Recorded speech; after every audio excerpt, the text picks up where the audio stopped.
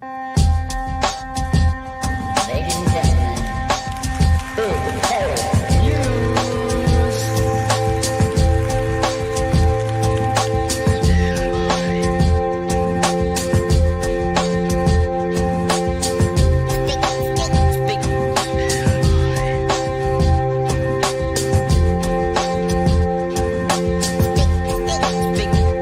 Big hairy news.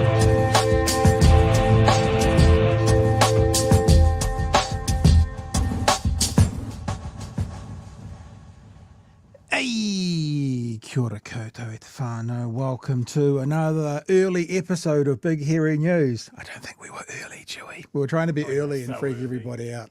We But I were think at we were least- just technically on time. On time for us is early. So we're At early. least 8 or 9 seconds early. Yeah. Yeah. Very impressive. Hi team. How are you all? How are you, Chewy? You had a busy day? I'm good. I'm pleased to spend another Thursday evening with my army of submission bots. Nice. Thank you. Just so you know, you're a little bit instructions. echoey as well. Are you away from your mic again? Hello. Did you have it sitting down? Did you have the fart mic going for a while? Yes. Yeah, Yes.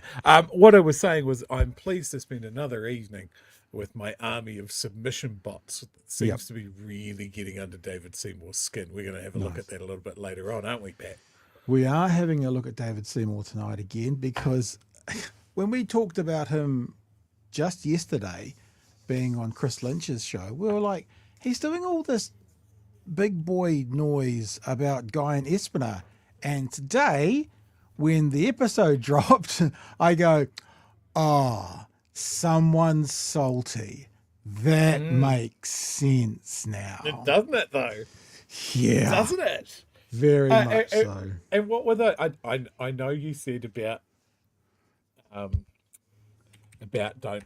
you don't bag the numbers or anything like that, but there were some very specific claims that he made, wasn't there, about how many views Guyon would get in one of his little 30-minute things. What word did he use? He struggles to get 8,000 views. That was his. That Was was it his claim. 8,000? But we Okay. disproved that. You know, I mean, like I think we're going to Yeah, it show was some a of those lie. clips. Yeah, it's a lie. Yeah, it's a lie.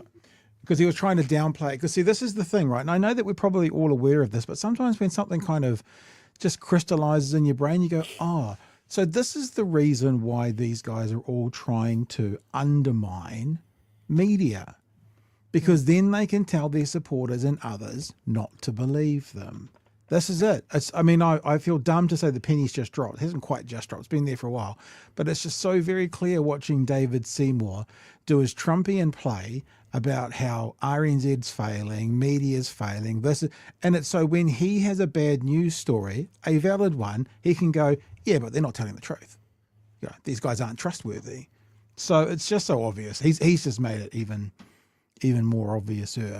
So anyway, I mean, and listen, I watched that when I got home, and it's infuriating to see the little games that he plays. Like, I'm Yeah. not going to answer the question, then I'm going to accuse Guyon of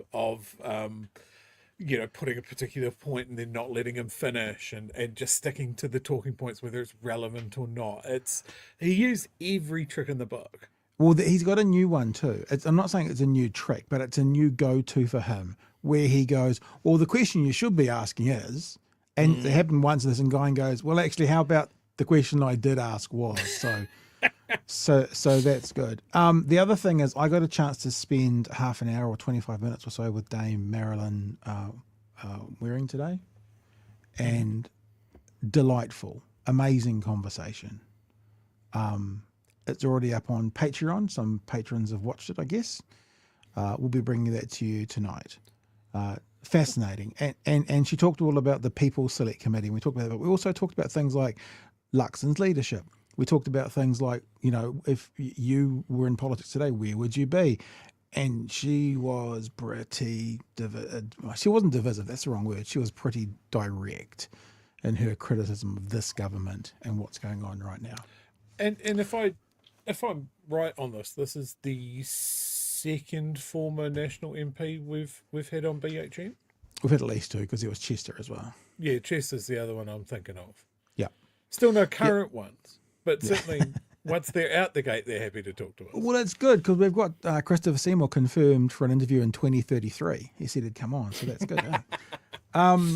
The other thing tonight is we're going to have a look at this Michael Forbes scandal. Now, to be honest, Yes. I've seen the headlines and I saw old mate Paula Penfold at the pointy end of this. So it's like, okay, this is gonna be interesting. Now, what I've done, Joey, is I have not watched the three, because they mentioned it on One News, and then I did a bit of research. Oh, this is from Stuff. I went to the 3 News website, couldn't find much about it, but it's been uploaded since I've been looking to YouTube on the Stuff site. So we're all going to get, unless you've watched it, to watch it together for the first time. Because, I mean, it's Paula's story, and that's 3 News, and so that'll be the best coverage of it. So we're going to watch all that together as a part of it tonight. Yeah, a little update on what's going on at the moment. I've spent 12 hours today in this chair already, getting ready to go away because I am trying to get 5 days worth of work done in 1.5 days. The only time I was out of this chair today was when I was in that room packing up merch and when I was in the car driving to drop that merch off. And whilst you guys are watching Marilyn Waring, see these are all my courier tickets. See all my courier stickers with all the little numbers on them? Look at them all. Look at them all. Jesus. I will be. This isn't all of the ones today. This is just the books. There's less. Yeah, it's not all of those. I will be sending out some notices to people so you can track your merch. I will be doing that during the Marilyn Waring conversation because I have been there and I've listened to it again. So I'm going to have it. I'm going in the background while I do other stuff. Okay, so we're going to get going today. I just want to remind you of a couple of things. If you are in Auckland this Friday, 114 Ponsonby Road, 7 p.m. Friday night. I think we'll probably be there for a couple of hours. Would that be fair, Chewy? Maybe till 9? Oh, easy. Yep. I've already spoken to Emily today, who will be hosting on Friday night, and said, you should definitely call us at 9 o'clock on Friday night. I'm sure we'll be very good at talking lips moving at that stage. So if you're not in Auckland and you haven't got a chance to come along, then tune into Magenta and Emily on Friday night. They very well may do a cross with us at the location. And of course, the night before that, which is this time tomorrow night, Emily and Magenta will be hosting because we will be crying into our glass of Chardonnay, our latest loss at the New Zealand Radio Awards. But that's where we'll be. And so we'll probably dial in then as well. So you'll probably hear from me and Chewy in the next couple of nights for a short chat whilst Emily and Magenta run the show. That's the first thing. I don't think I need to do very much else, really. Love you, patrons. You're going to say something, Chewy? I was just going to say something before we really kick into it. I see a few people mentioning it in the chat as well. Jacinda Ardern currently on her book promotion media blitz at the moment. It's just nice to see a Prime Minister that can string a few coherent words together. Yeah. And then you jump into any comment section and there's people still talking about Nuremberg 2.0, she's a tyrant, all of this sort of stuff. And I still have that shame that we let a tiny segment, a tiny unhinged segment of our population hound her out of office. Yeah. What a different New Zealand we would have if that hadn't happened. I haven't read the book, but I've seen several of the interviews. And one, I think it was with Hilary Barry, where she said she had a breast cancer scare.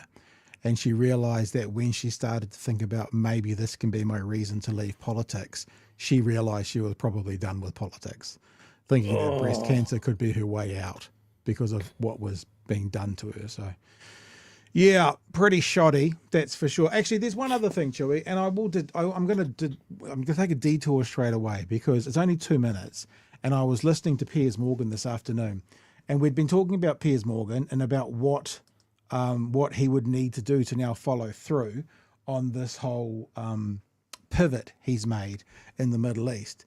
And I want to report, sadly, he has so much work to do.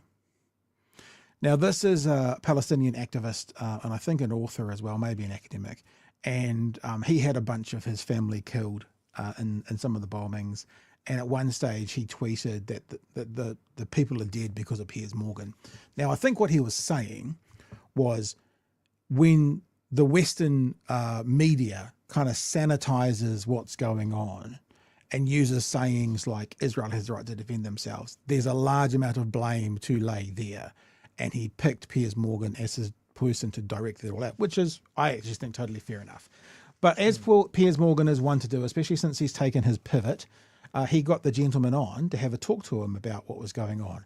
But it was just infuriating to see that whilst Piers on the outside seems to have made his pivot, there is still one very, very, very important part of this conversation that he hasn't got yet, and I'm dumbfounded by it. Let's have a listen to this conversation.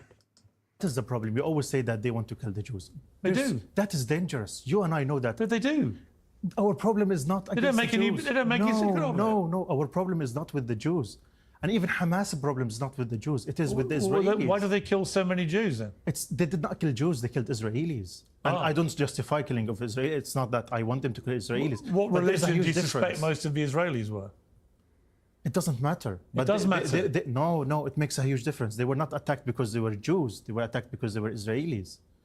It's a huge difference. How many of the people who were killed? How many of the people who were killed were not Jewish? It doesn't matter. But would you like? Of course it matters. No, it matters. Let me ask you a question. So many Palestinians were killed. Thousands of Palestinians were killed. Would you call Israel killed the Muslims in Gaza? You would say the Palestinians. And the Israelis were Israelis. They were not there as Jews. They were there as Israelis. And that is dangerous, Piers. It's not a religious war. This is a war between colonization and colonized, occupiers and occupied. People who have been living under blockade, under siege, under occupation for the past 77 years. It's not with the Jews. We never had a problem with the Jews. We love the Jews as much as we love the Christians. But you have a problem with Israelis? Of course, we have a problem with the Israelis as occupiers. How can you say you have no problem with the Jews, but you have a problem with the Israelis? There it is. Most There's a huge Israelis are difference. Jewish. I'm just astonished that you can't make the difference between the Jews and the Israelis, Piers. It's a huge difference. Most of them are Jewish. Yes. You know that. Yes, but they're called Israelis. I'm not astonished Jews. you would try and draw a distinction.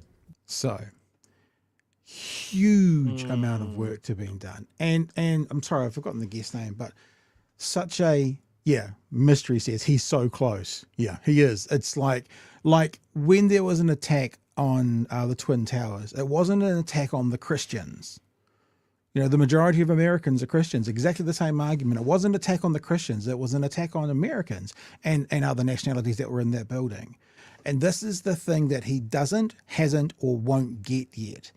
That the criticism that now look, there are anti-Semites out there, without question.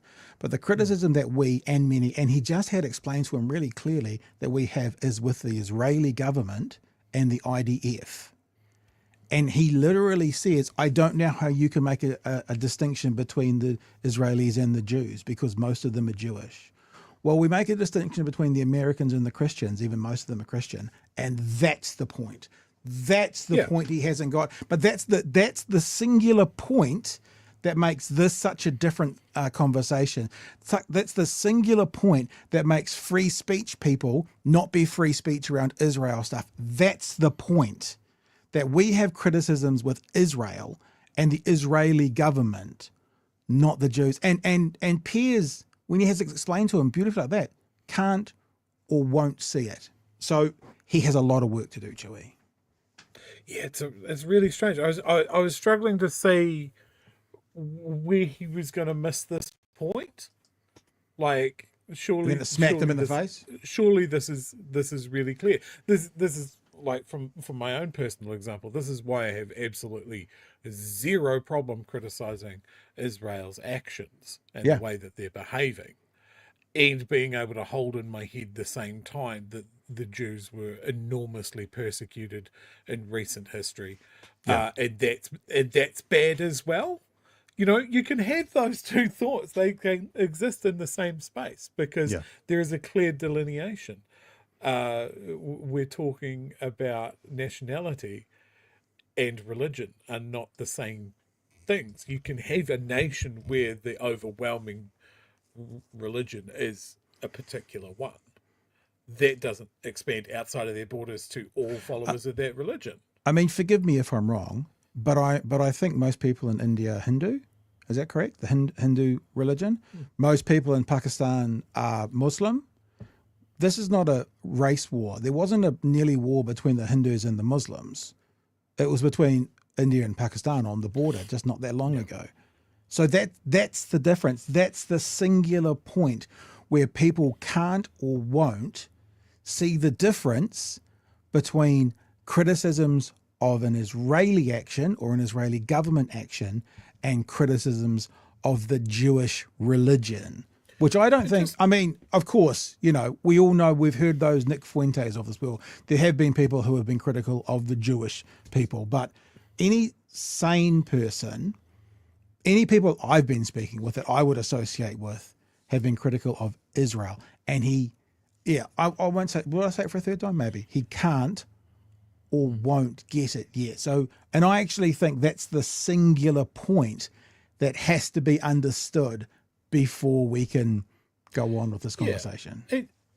And it's just like every religion, right? It's just people's attitudes and positions within that religion run a huge gamut as well. You've got lovely, happy, clappy Christians that just stay in their own lane and just follow their beliefs and be nice to everyone, and that's great. And then you've got ones that like to blow up abortion clinics. Nominally the same religion. Yeah. But we can make that delineation. And that exists in Judaism, that exists in Islam, that exists in all religions, because it's people. Religions are made of people. Yeah. People are strange. They don't like to march in lockstep all the time. All right. It's baffling that Piers doesn't know how humanity works. Yeah. Or doesn't. Okay. That was just a little tangent. I wanted to get it in there at some stage. Kiwi Bird says, it's true. I'm a submission bot. I am a submission bot. Says a short one. Apparently, we are all bots. Hi, fellow bots. Citizen Gold, is it me or does it seem the majority of sexual predators in politics tend to be in the right-leaning parties? I would have to research that before offering an opinion. I don't know. I don't know the answer to that question. I don't know. It would require more research. But you know, you think of like what was the Christian Heritage Party and some pretty big places and situations. There's definitely some examples, right? Yeah. The problem is with that is if you go all in on that, as soon as someone on the left gets a little bit handsy, it blows that position out of the water and it feels pretty shitty. So yeah, I don't know. Eddie says, hey guys, new listener, first time super chatter. Hey, pop your cherry. When are you coming to Welly? Well, we talked about that last night actually, Eddie. You're going to be up there in August, eh, Chewy? Yes, I am coming up. When is that? Well, you keep looking at that. But the answer to your question, Eddie, is maybe in August. It really depends how Friday night goes. If we get, maybe it's just me and Chewy and, Middle of August. Maybe it's just going to be us here. If there's going to be a turnout and a desire for people to have a meet-up, then we'll run them through the country. We'll do Wellington. Obviously, Christchurch and Dunedin are easy enough. And then, as we said last night, if we do end up doing Waitangi next year and we do a road trip, we'll meticulously plan it out to get to some of the smaller areas as well. Says the short one, not all Jewish Jews or Jewish people are Zionists. Not all Zionists are Jewish, correct. Right. Let's get into this, Because I sometimes watch the boys at the Vanguard. Do you ever watch the Vanguard? I watch the Vanguard occasionally in the background. I've seen clips, a couple of anarchists, a couple of little young anarchists out of Kansas City. And I like it when I hear one of them say, oh, I haven't seen this yet. And they watch it for the first time. It's kind of cool. So, I haven't seen this yet. I'm quite excited to see it with you, Chewy. And obviously it's a long story because it's the feature on 3 News. It's their story. The Prime Minister's press secretary recorded sex workers without consent. Let's see what it's all about. No mai haere mai, welcome to 3 News. One of Christopher Luxon's key staff members has quit. It follows a Stuff investigation into allegations he made secret audio recordings during sessions with Wellington sex workers. Michael Forbes has been acting as the Prime Minister's Deputy Chief Press Secretary since February and has this afternoon offered an apology. He's also accused of amassing a gallery of images of women working out at a gym, shopping and being filmed through a window getting ready to go out. Fucking Investigations great. journalist Paula Penfold has this exclusive report. Michael Forbes in India with the Prime Minister in March. His day job, as he describes it, providing advice for Christopher Luxon to communicate the government's priorities, milestones and successes to New Zealanders. But now he's the Michael Forbes has made a mistake, and when we make mistakes, we need to face accountability for our actions. Zara, we'll call her, is a postgraduate student and sex worker. In July last year, she says Michael Forbes was her client.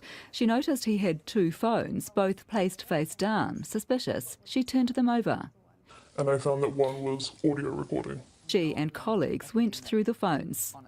There are at least 7 audio recordings of sex workers where he has recorded the bookings from. Can I ask a question? This is a bit weird because I'm a news hound and I want to know the logistics of something. I remember when the infamous Tea Party happened between, was it John Key and maybe it was Seymour or one of those guys. Banks, wasn't it? And one of the journalists accidentally left a microphone near and it recorded everything they were saying. And at that time, I'm 90% sure, because I think I was at ZB reporting at the time, if one person knew there was a recording device, that's all there needed to be in New Zealand law. So there's 2 things here. There's the obvious creepy guy, creepy creepster part of this. But I think I've read stories where they talk about police are investigating. If anybody knows if that's still the law or I have that wrong, I would be interested in finding out. People saying the teapot tapes, yeah. But I remember that was why the journalist didn't get in any trouble, because the law then was it was only a one party consent or something. Like, yeah, they have 2-party consent or 1-party consent. So I'm just putting that out there for some more information I'd like to know as we keep going in the story. From start to finish. What does that include, the booking from start to finish? It includes greetings, getting to know each other at the start, and sexual intercourse and intimacy. They also found dozens of photos of women at the gym or shopping in the supermarket. They are very closely zoomed in on the woman's bottoms. And more. We also found videos of him recording 2 young women getting dressed. There are several moments where they're naked, where neither is wearing a top and you can see their exposed breasts. I was horrified. It was very scary. It felt like someone was, a man that was experiencing a high volume of sexual desire and was offloading that onto innocent women. A complaint was made to police, but Forbes was not charged. The audio recordings were not illegal because under the law, only one party needs to consent to record. Okay, I'm sorry for that big interruption. I hadn't watched the story. I said it to you. So yes, that is still the law. It's a single party consent in New Zealand for recording. That was Forbes. The photos were taken in public places, also not illegal. But what about the video filmed through the window of women getting dressed? He put his needs above theirs, and it's disgusting and wrong, and they have no idea, which is just completely unfair and unjust. In a statement, police said they received a complaint from a Wellington brothel in July last year after a client was found to have concerning images and recordings on his phone. Police investigated, and having spoken to the individual and noting the event did not meet the threshold for criminal prosecution, the case was filed. What is the impact on you of this? I felt traumatised. I had to pay money to process the trauma with a therapist. And she believes Forbes' job made it worse. And they had a duty to provide the truth to the public, and he cannot pick and choose when to apply those rules. You cannot go into a private arrangement and decide that you will no longer act ethically and justly. Sex work researcher and advocate Sherida Fraser agrees. It is a moral and ethical breach. It is a breach of consent and privacy and respect. And if this person is advising our government in one way or another, I think it is important that that we know. Yeah, that's interesting, eh? I mean, I remember, actually, I probably shouldn't have mentioned names because I don't want to drag other people into this topic. But speaking to other politicians about nothing like this, but like what they did behind closed doors and their philandering, cheating on wives and stuff. And I was always sort of the opinion that, don't you think the public has a right to know that? Because if your partner, if your wife can't trust you, how can we? So there is this line between what happens behind closed doors, your own business, no one should ever know. It doesn't matter, what kinks I have, for example, it's not going to affect how I work as a politician or an advisor or a doctor or whatever. Flipping that over to when you go into the creepy McCreep a lot, does that put you in a position of being, I can't think of the right word, tarnished is what I was thinking when it comes to giving advice and that kind of thing. I don't know, because I think what we've seen today as well is he's made a statement. He's come out making a statement talking about having some lows. He when I say sold it, I'm both not saying it's not genuine, but I'm also not standing up for him. He sold it as sort of an addictive type thing. Points in his life, low points, really embarrassed. He's been working on it, working through it, that sort of thing. And if it is that, if it's, for example, a sex addiction or a porn addiction or something like that, then what? We're not going to throw an alcoholic out the door for being an alcoholic. What do we do then? Yes, an alcoholic pretty much just damages themselves and their liver. This is about other people. So I'm if this was something to do with a Labour Party MP, I also wouldn't throw them under the bus. It would be interesting to see how this does pan out, Chewy, and what it does mean. You know what I'm saying? Yeah, like looking at this story, I mean, yeah, okay, one party consent for recording. Sure, police can't charge for that. Still goes in the really fucking creepy box. I agree. And look, let me just say one more thing. I'd say one thing because I'm not want to be set up to be defending people. I agree with what Hadron's saying here. Addiction doesn't excuse violating women's privacy. Alcoholism also doesn't. Listen, alcoholism also doesn't excuse driving drunk. So I'm not actually defending him by saying it is. All I've said is he's made a statement today, and those were the lines he started to push down. Maybe true, maybe not true. I don't know. It's a part of the overall story. Sorry, True. Then there's the taking from the description of the story some really creepy pictures of women at the gym as well. Yeah. Now, I'm interested in that because it's not a public place. Yeah. Right? So if someone was exercising in a park and you wanted to get a great big telephoto lens out, have at it. It's fucking weird, but it's not illegal. Yeah. In a gym? I don't know. I don't know about that.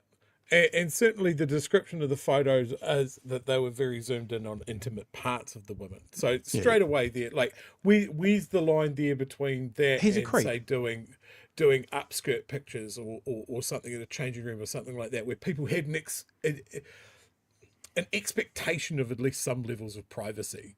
100%. Right? And then there's the through the window of somebody's private dwelling while they got changed. How is that not chargeable? Yeah, that's a really interesting one because someone, as I just put it before, peeping Tom, surely that is a crime. To peep is a crime, surely. Yeah, absolutely. So I don't know if he's just deleted the evidence or whatever, or the police put it in the too hard basket. Part of me hopes that it's not because this guy's politically connected. He's worked for some big media organisations as well. I believe he's a Stuff and Dom Post reporter in the past as well. But this is fucked. Like, now, I laugh, but this is real creep factor. I hope this guy never works a job again in his life with women. in the public eye, it's close to policy. Does this speak to someone that just has a superiority complex and just an absolute disregard for women, and he's working for the Prime Minister's office? Yeah. So yeah. Are we going to get another, like, hey, look, he put his hand up, he's going through some tough times, but I'm comfortable with it? Are we going to get that? He's not a government. He's not a government minister. Like, Luxon has no skin in this at all. He can throw him to the wolves. He's not part of the. He's not an MP. He's not part of the government. It's funny. He's quit, obviously. And I did hear Luxon. I heard reported Luxon today said if he hadn't quit, he would have been fired. I'm like, oh, you're pretty quick on this one, son. Did you learn after the last one? I will read what he said. I've got it up here if it doesn't come up in the story. I've got it on an RNZ story. I did just think though, Chewy, you said something really interesting there about the way this guy regards and treats women, and what this government's just done to women. Yeah, I'm just like, if we want to draw a tacit hang on, like what was he advising over the taking away of that Equal Pay Act? I mean, not to be too crass about a sexual act, but the whole government's just fucked over women. Why shouldn't this guy be one of them? You know what I'm saying? Is this a case of your vibe attracts your tribe? Maybe. Should we play a bit more? Yep. We get to the end. We put all this to Forbes, who replied in a statement saying he wanted to apologise and says his actions were due to unresolved trauma and stress. Forbes says he understands his past actions may have undermined the trust people place in him, which is why he quit his job this morning. This afternoon, the Prime Minister's office sent a statement saying after receiving our questions, the matters were immediately raised with ministerial services and the Prime Minister was informed last evening. The allegations were discussed with the staff member and it was clear their employment was untenable.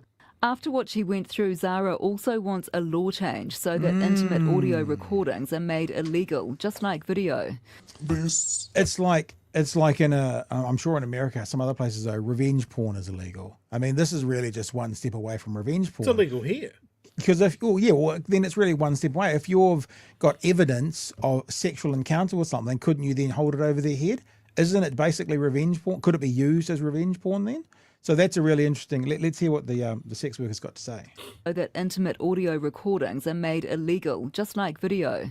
This law doesn't really reflect the nature of 2025, and it doesn't protect vulnerable people, which is sex workers, because it is a violation to be recorded, even if it is just your voice. Another sex worker, Fern, agrees. You can have kinks up the yin-yang. It's the lack of consent that's the problem. Seeing a sex worker doesn't give you carte blanche when it comes to consent. You haven't rented a vessel, it's a human being, and they have not consented to being recorded. Audio intimate recording should be included as an amendment, perhaps in the intimate visual recording. So what they're saying is revenge porn has to be video. So video is currently illegal. Audio is not. So that's the law change that needs to come. Legislation, and I think there should be a punishment for that. Something for the lawmakers to deal with now that the issue has been laid bare. Okay, Paula, a lot to unpack in your story there. So how did this all come about? Came about because multiple sex workers in Wellington decided that it was in the public interest that people should know that their client, Michael Forbes, had been doing this. They were not happy with how the police investigation went, and so they decided that they should go public with it. Okay, now Michael Forbes has had quite a bit to say so far in his statement that he gave to you, didn't he? He has. There's a lot more than was mentioned in that track. He also added that he has spent the past year reflecting on how he may have affected these women's sense of safety and ability to go about their lives and work. He said that no one should ever feel violated, unsafe or disrespected, especially in spaces where they should feel secure. And I'm truly sorry for contributing to an environment where women may have felt otherwise. He says that he has been in therapy over the past year and that has helped him to understand the roots of his behaviour. Okay, Paula Penfold there. Paula Penfold, Investigative Journalist of the Year. I don't know if she officially is, but she should be. She gets all the good ones. She should be. Yeah. So it's Paula's been doing some spectacular work. What it does feel like, though, people talking about the right, and thing, and the word misogyny has come up a few times. I would never say any kind of ogyny or ISIS, meaning not ISIS as in the choppy ones, but words ending in ISIS, is never fully owned by one side of the political spectrum or one sector of society. But I think it would be fair to say that attitudes towards women and misogyny does feel like something that sits on the right far more comfortably than the left. You know what I'm saying? I think that's a fair. I think that's a fair. It is an assumption, but it is a fair assumption. Yeah, no, I'd agree with that. What a creep. Yeah. Well, just so creepy. And yeah, I my takeaway here is why that wasn't chargeable. And I think it sounds to me like the women that found this out did everything right. Like, they got the evidence, they went to the police, and then they were let down by the police. Well, I mean, I agree it's a letdown, but it's a letdown because it's not illegal. It's actually the system that's let them down as opposed to the police. The police can't charge someone with a crime if there's no crime there, and the only reason there's no crime is the government left the audio off the legislation as opposed to video. So you know what I'm saying? Can you imagine this in this wonderful fluffy fairy world that I live in? That in the process of stuff, obviously putting this to the Prime Minister's office and that sort of thing, that these guys tried to at least front foot this with a little bit of honour and said, yes, we're aware of this. He no longer works for us. We absolutely are disgusted by his behaviour, and we are submitting today an amendment to that same law about intimate visual recordings, that we're going to make it intimate audio recordings as well. We are going to change the law in the face of this. Which would have God, that would be a different story, wouldn't it? And would have passed 121-0. You want bipartisanship, you would, and then you know what? Not to play too much of the political game, then they would have had a "we can work bipartisanly" headline as well. Yeah, it would have actually been like tick tick tick for National if they'd have done that. And I haven't caught it. Did they do that, Pat? I don't think so. That hasn't happened. I think so. It does say Luxon was informed in the evening, so that means that was at least at the earliest was yesterday. If it could have been the day before, so it's at 24 hours, and there hasn't been much about it. Does the timeline on that work though? Like, I assume that when Stuff and Paula started investigating this, that they would have had some questions to put to the Prime Minister's office. Do you think they would have done that yesterday or earlier? I don't know the timeline. What the timeline on that would be. Well, I'm just looking through it back to see what I can see, because they did say something about the Prime Minister was informed. Here we go. Here is the official statement from the Prime Minister. Oh, there you go. It's got dates. We missed it. Let's bring it up. Hang on, we'll bring it back up. Yeah, it was a couple of days ago. It was yesterday. Okay. The Prime Minister's office was first made aware of allegations about a staff member working temporarily in the office by a journalist. A staff member working temporarily in the office? That's a bit of a distancing, isn't it? I thought this guy made aware of allegations about a staff member working temporarily in the office. There's a bit of distancing. Didn't see that the first time through. At 4 p.m. on, so basically 30 hours ago. They found out about it 30 hours ago. What's the next screen? So the matter were immediately raised with the Ministerial Service, and the Prime Minister was informed that evening. So this time last night, after 6 p.m, the PM found out about it. So it has been 24 hours, and there hasn't been any significant sort of front footing of this by the PM, that's for sure. So we've made a couple of comments of people on the right falling for this trap of being an absolute creep. Can we widen that a little bit to say men in position of power? Because we can put the Deputy Police Commissioner in that. Okay. Like, why are these people get to this level and or gets to some sort of pinnacle in their career, and they go, you know what, I'm going to roll the dice on everything I've worked for, and just be a little creepy boy for a bit. it is strange how people can totally throw everything away. Like I remember when I was working in radio, there was a story about an announcer in New York earning hundreds of thousands of dollars a year, like hundreds of thousands of dollars. And this was when I was working in radio, so it's probably the equivalent of millions of dollars today. And he rigged a $10,000 giveaway so his mate would win and he'd get half. So he'd get $5,000. And he was earning more than that in a week. And he lost his job, lost his career, and was never to be seen of again. Why people just do it and throw it away, it's unfathomable, you know. I don't get it. Don't get it. Anyway. Hey, let's get to some super chats, and then Chewy, you need to decide if we're going to do Seymour next, or I think we should probably do Marilyn next. Rephrasing, Pat. Please okay. rephrase. Dresnort says, late fee. Thanks for the super chat. It's in the ballot. It says, Chewy, if you're coming up in August, can we please get you as question host on one of our It's in the Ballot shows? What night does It's in the Ballot show, Chewy? Do you know? I actually don't know, but they have messaged me. So if I can make it work, I absolutely will. Cool. If we're both up there, I might come along and watch and heckle you from the back row. Luxon is the same as the company he keeps, says the short one. Kiwi Bird, first Tim Yago, now Michael Forbes. Who's next? Yeah, that's interesting as well. Tim Yago there.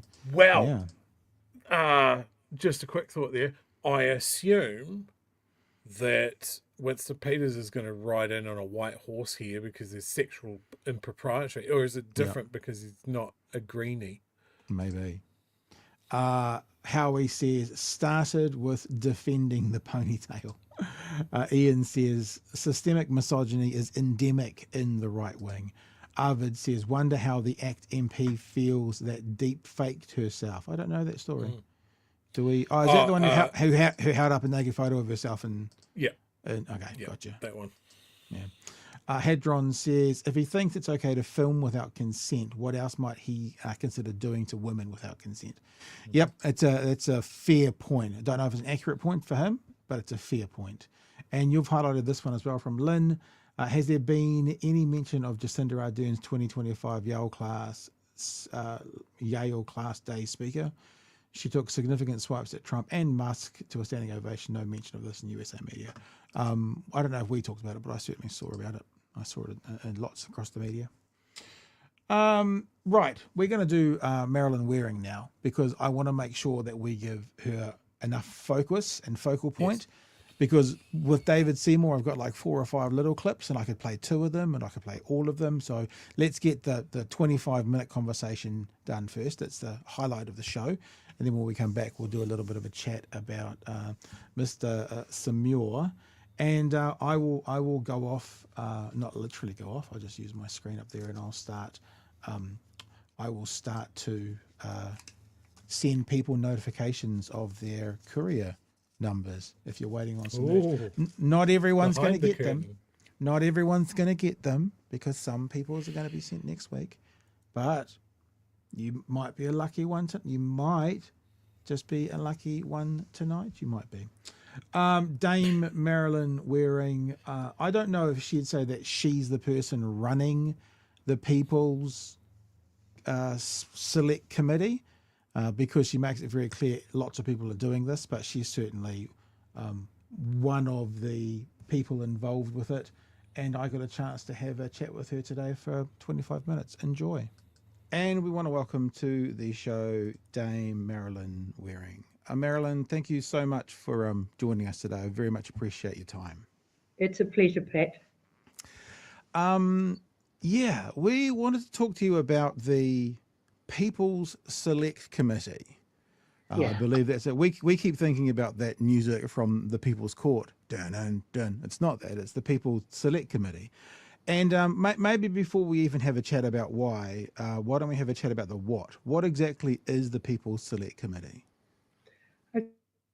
Okay, so it's a collection of 10 former women members of Parliament, fairly representative across the political parties that they were part of, to hear the evidence and the information that should have been before Parliament when Parliament passed such a substantial piece of legislation, basically without evidence. So this is the changes to the Equal Pay Act, the Equal Pay amendments that they're doing. Yes. Under urgency, bit of cloak and dagger, pre-budget, fairly obvious now because they had to fill a $13 billion gap. And many would say, Marilyn, and happy to get your thoughts on this, a pretty undemocratic process as to what they did to change this, change parts of the law that have been around for in excess of 50 years. Your thoughts? Yes. Well, you know, I'm old enough to be reminded. I remember people like Margaret Wilson in battle for the 1972 equal pay legislation right back then. And as I started to listen to the debate, if you're an old hand at this, it becomes very obvious really early that there is no evidence behind this. And there's a kind of a hidden part on the Bill's website. I doubt that many people go there because you have to click a number of times. And it's about the evidence that had been adduced before this policy intervention. And I'm just writing about this for the spin-off, so I'll go into more detail there. Sure. But there's only 3 pieces of research that are listed there. One is a piece that Health New Zealand itself commissioned on the care workers, actually on the methodology that was used to arrive at the care workers' totals. And the people who are writing that report say things like, well, there was no way we had all the written evidence in front of us. There's no way that this is a rigorous report because half, that is the unions, wouldn't talk to us. There's no way this is a good report because the terms of reference were too tight and we weren't allowed to report on A, B, or C. So there's that one which has all of this caveats attached, but which marginally, the remnants of it can then be seen to support this legislation. The other 2 pieces, one is a piece from the Human Rights Commission. It triangulates its researchers. It's extraordinarily rigorous, and it's about the care and support workers. And there is nothing in that piece of research that supports the bill or the act. And then the third piece is a really major piece of work where research was conducted with social workers and their employers before the social workers pay equity resolution, and then afterwards, and all of it, including the employers, supports the process, what they arrived at, the fact that they're not scratching around for employees anymore, people stay, etc. So I don't know, just might be very, very lazy cabinet ministers these days, which I tend to think is, you know, pretty general. But I can't imagine, like if I was a minister and I was putting through a piece of legislation and half of one of the things that was supposed to be my information base was all that supported it, I would have pretty much scrambled to get rid of the rest or find something. And that gets you into it. Then they're wrong about whether or not it impugns any rights. In New Zealand, they only ask questions about ILO or labour rights. They don't ask about the Convention on Discrimination Against Women. As you go through this, really your mouth just falls more and more wide open. And what you see is this whole event. Oh, there's a question that says, who did you consult with? Yeah. And the answer actually is no one. Or the answer is only these other government departments. So we just talk to ourselves in a room. And I'm a researcher of old, you know, over the years, there's many things that parliaments do that, you know, I don't agree with, whatever. But, you know, I do like them to adduce or produce some kind of evidence and to have not treated me like a complete pumpkin. Yeah. Well, this time I'm a complete pumpkin. That's what they, you know, and They just go for all the cheap tricks, you know. So the cheap tricks are, comparing a social worker with an air traffic controller, you know. And I taught social workers in the Bachelor of Social Work. It takes 4 years. And I taught social workers in the Masters of Social Work, and it takes 5 or 6 years. Air traffic controllers do less than a year of training, and 4 weeks of that is sitting at home interviewing yourself. They're not required to have any major academic qualification, and pretty much all the skills that they need, like concentration, capacity to find decisions quickly, ability to act on evidence. I've been in and out of the Welsh, British, Australian and New Zealand job descriptions of air traffic controllers. And I can tell you right now, I'd much rather have a social worker as an air traffic controller than an air traffic controller as a social worker. It sounds like what you're also saying is the quote unquote, air quotes around here for our audio audience, the work that this government did before making this legislation was setting up the questions or ideas themselves that they knew the answers for, so they could have the outcome they wanted to be able to defend what they're doing. Well, I don't even think they bothered with that, because they don't set up a relevant question vis-a-vis pay equity, except this part about the cost. And this is a real mystery, because for year after year in the budget, this great phrase that a lot of people aren't familiar with, but it's called unquantifiable fiscal risks. So for years, pay equity has landed here among unquantifiable fiscal risks. And unquantifiable fiscal risks are things like, you know, recovery from a natural disaster, floods, treaty claims, especially, let's say, the Tenths Trust in Nelson or in Ngāpuhi. These are unquantifiable fiscal risks. So you get for years and years pay equity listed as an unquantifiable fiscal risk, and then all of a sudden it has these numbers attached to it. So those of us who know these things are sitting here going, now, how on earth did they arrive at these numbers, and who arrived at these numbers?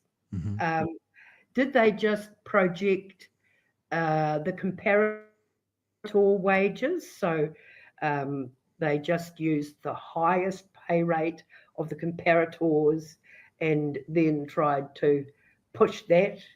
When you visit MB and Treasury websites, there is no evidence at all about who arrived at that amount of money and how they arrived at it. Right. The People's Select Committee, I'm interested as to how that's going to function, how people are going to participate, and what do you think it will do? Are you just doing this to basically embarrass the government, to show them what they should have done? Like, what's the reason behind the People's Select Committee? So it's each woman that I called, I simply said, were you satisfied with the evidence that was collected? And nobody is. Right.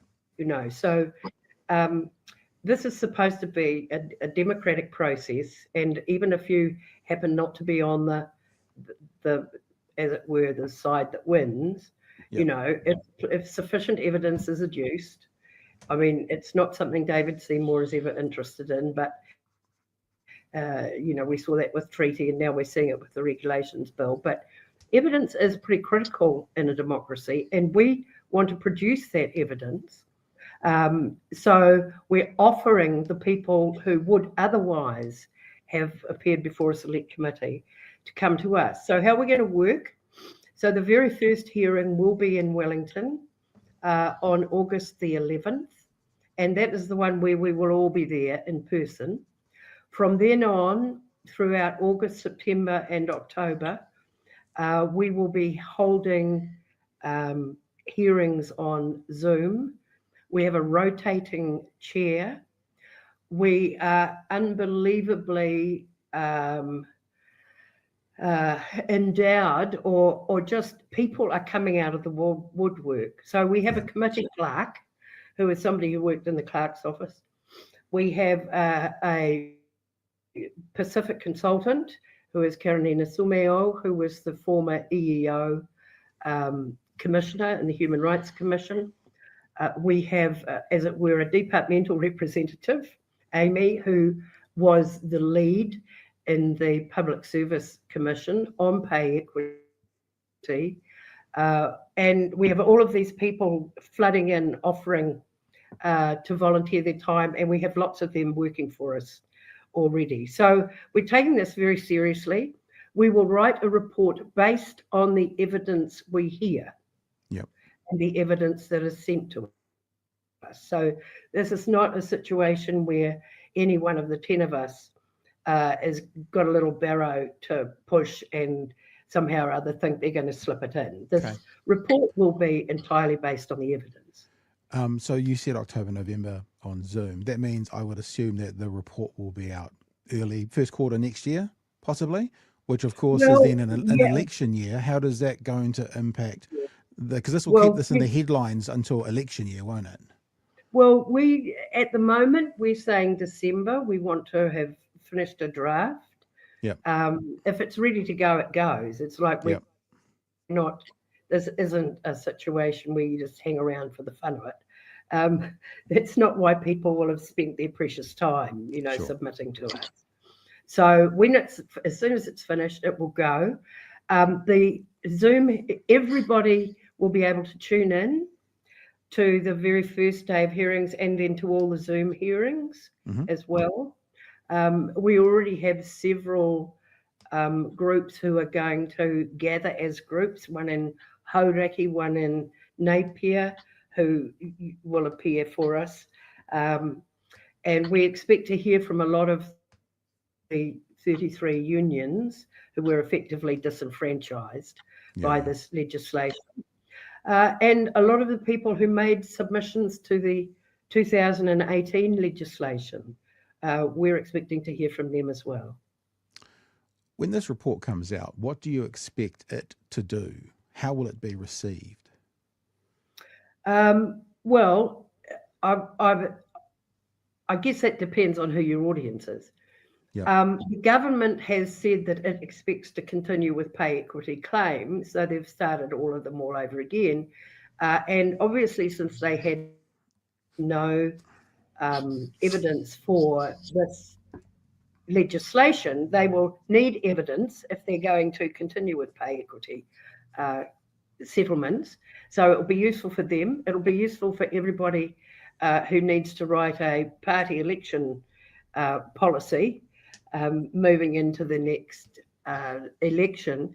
But I think that it will also be a considerable comfort. I know that's a really strange word to use because you've just, tossed people's lives all over the place. But to understand that they've had a voice, that it has been heard, that it has been reported on, and that the New Zealand public can see what would or should have been before Parliament before enacting this legislation. Marilyn, we hear from this government that they want to get the number of smokers down whilst they're cancelling Smoke Free 2025. We hear them say that they're interested in the safety of workers in the workplace while they're changing WorkSafe regulations. We hear them say that they are very, very keen to increase the use of te reo while they're getting rid of te reo from government agencies, and it goes on and on and on. If someone asked you the question, does this government have women's interests at heart, how would you answer that? No, it doesn't have women's interests at heart. But I think that's very simple, isn't it? I mean, I think we're going to be able to demonstrate in front of the committee that neither the Minister nor the Ministry of Women's Affairs were consulted in this. And although there is probably little or nothing they could have done, it's still a major snob or snobbery of a ministry that does its best on behalf of half of the people.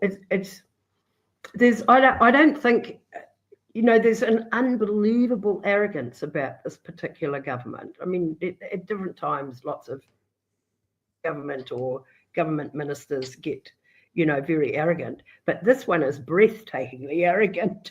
And when the arrogance comes with ignorance, it's really incredible to watch. What do you think of Christopher Luxon as a leader? Well, I don't know that he is a leader, basically. Look, we know, a whole group of us know, that the way that Christopher Luxon runs his government caucus makes Muldoon look like the most democratic man on the planet. You cannot put items on the agenda for caucus. You cannot argue with ministers in caucus.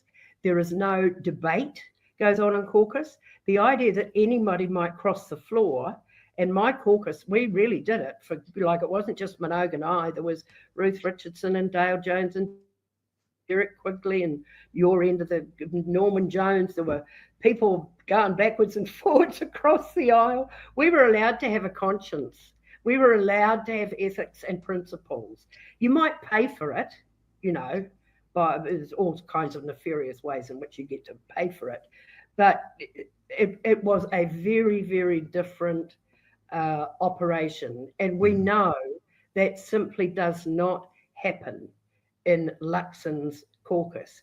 Is it because he's chicken and because he doesn't know anything?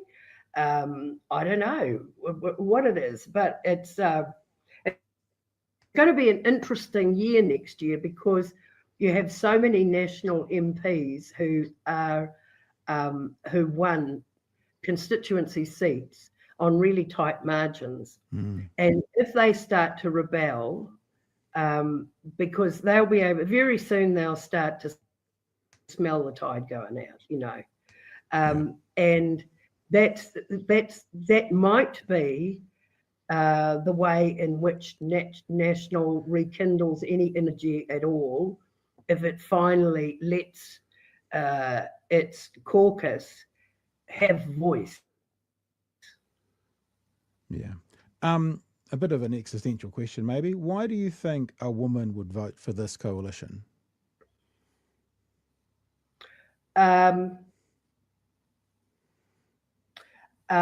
Because she is economically very satisfied and has no issues about where her income and livelihood is coming from, that she has in her intellectual endeavours mainly studied what I would call patriarchal subjects, like economics, for example, which is just totally imbued with patriarchy.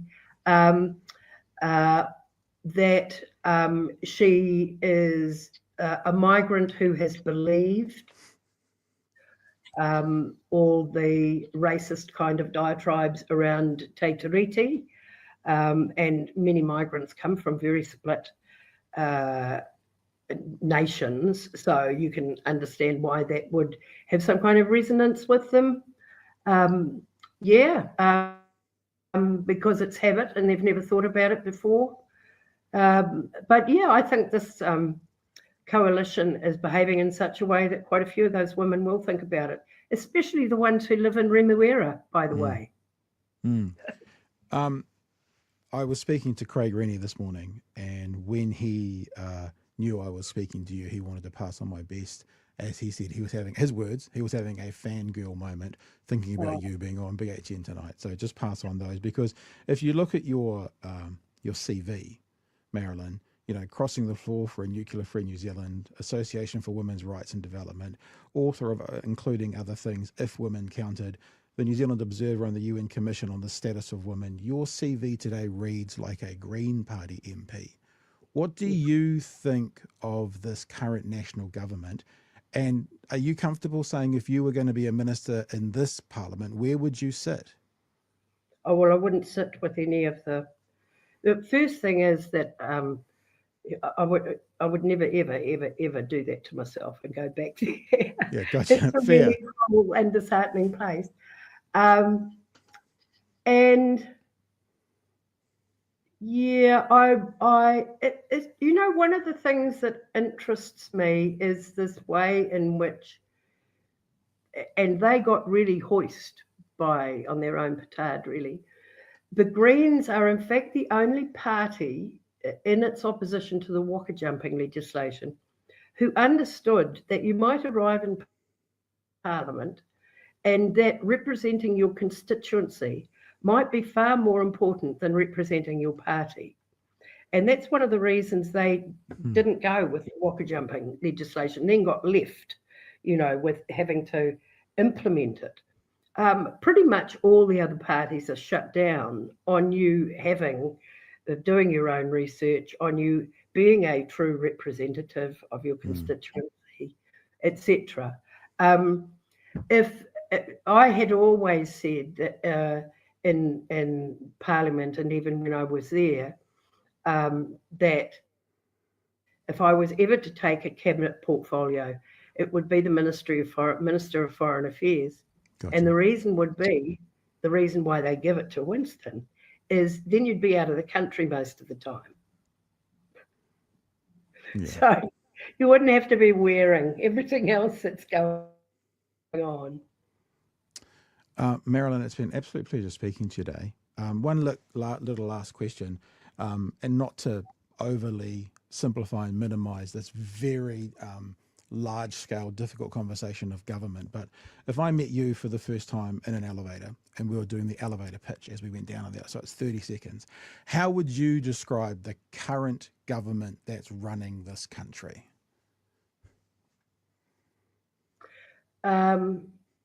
Scared to make the major decisions that need to be made about revenue,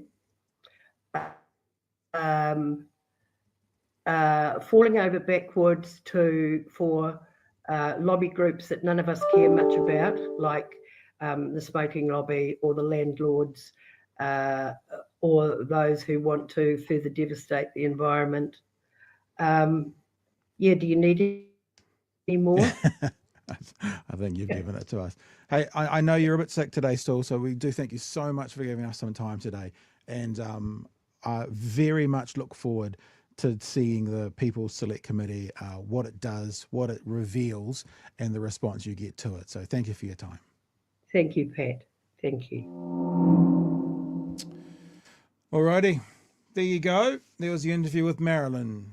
Chewy, ball is yours. Wow. So it's just nice to see an interview lately, and this speaks to more of the other interviews that I've watched in the last week, where questions were answered sometimes in the bluntest way possible. Do they support one? No. by someone that is like you mentioned her CV. Like the moments of New Zealand political history as part of the Muldoon government that she was part of should be. She left in 84, I think. So just the start. Yeah. Of it. I think this is an incredibly important piece of work that she's going to be part of, and I think she has recognised that this government is running roughshod over some big chunks of our democracy. I think it's also, and I'm going to say evidence, I mean, you probably need more of them, but it feels like it's also evidence that this is not your father's or grandfather's national party. Yeah, this isn't normal. Yeah. None of this is normal. Like, we even if you go back to the Key government, which I certainly wasn't a fan of, like this bears no relation to that national government. The only one that it has some passing resemblance to is the one from the early 90s that did so much damage to this country. Yeah. And that was because they so roundly thrashed Labour at that point that they just thought they had an unstoppable mandate to implement, neoliberalism turbocharged and aimed at the poor. So this isn't normal. I mean, we briefly touched on that poll that came out yesterday. RNZ's poll came out today, which seems to be a little bit of an outlier that suggests that people are tiring of this. I know you can't hang your hat on any one poll or that sort of thing. I certainly hope that if there's more that back up what RNZ found, that's a trend we want to see. But none of this is normal. Like, even if you've got people in your life that are, that they're the blue national polo shirt wearing members of your family, compare it to something that they've liked or a politician that they've liked in the past that isn't there anymore. These guys bear no relation. It's weird. It's just not normal. You were talking about 90s. Oh, that's why everything's a bit blurry. I've got my up-close glasses on because I've just done all those little numbers. You have your glasses on backwards, so everything was real small. There you go. I was just looking. I haven't found it. I can't find it. But there was a headline last week about an interview that even Jim Bolger did when he turned 90.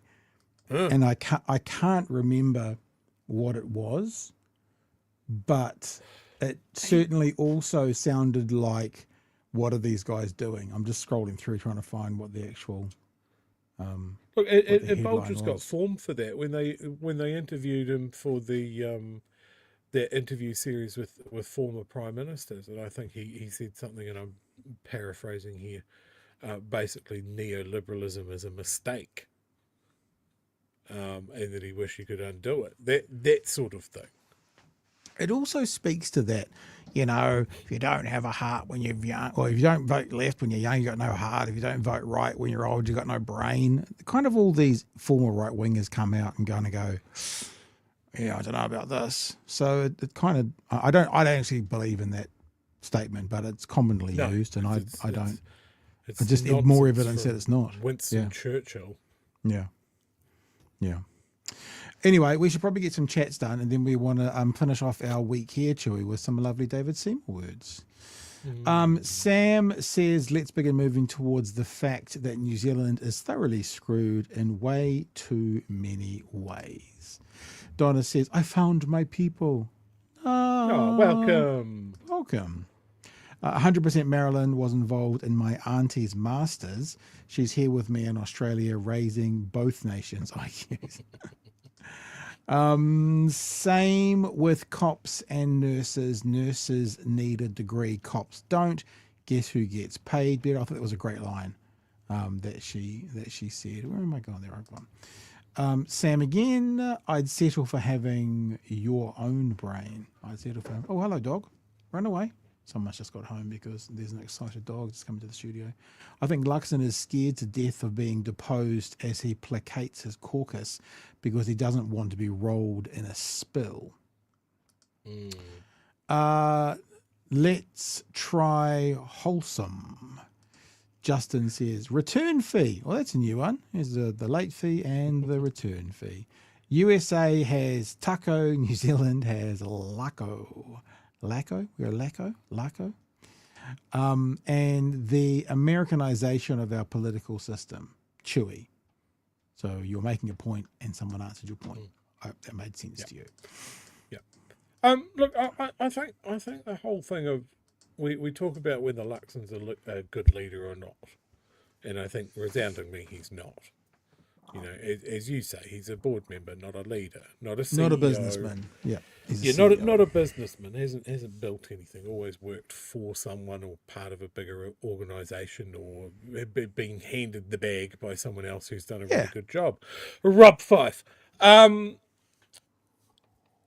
think that comment that we just read out of maybe he's placating his caucus because he knows that there's some people there that potentially had the juice to roll him. And that would ruin his plans for a knighthood. Yeah, maybe. He's got to be there long enough to get a knighthood. Nice cushy job on a bank board. Yeah. Something like that. Yeah. All right.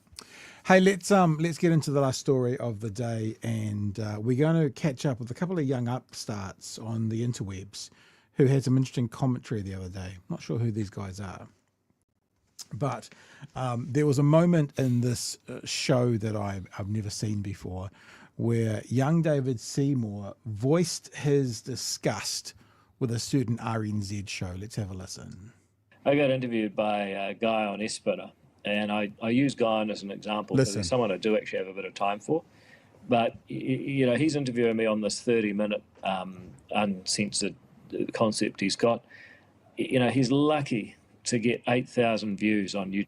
He's lucky to get 8,000 views. That means they're pretty much all under 8,000 views. He's lucky. We don't need to re-go over this. This was last night's conversation. But that kind of came out of nowhere.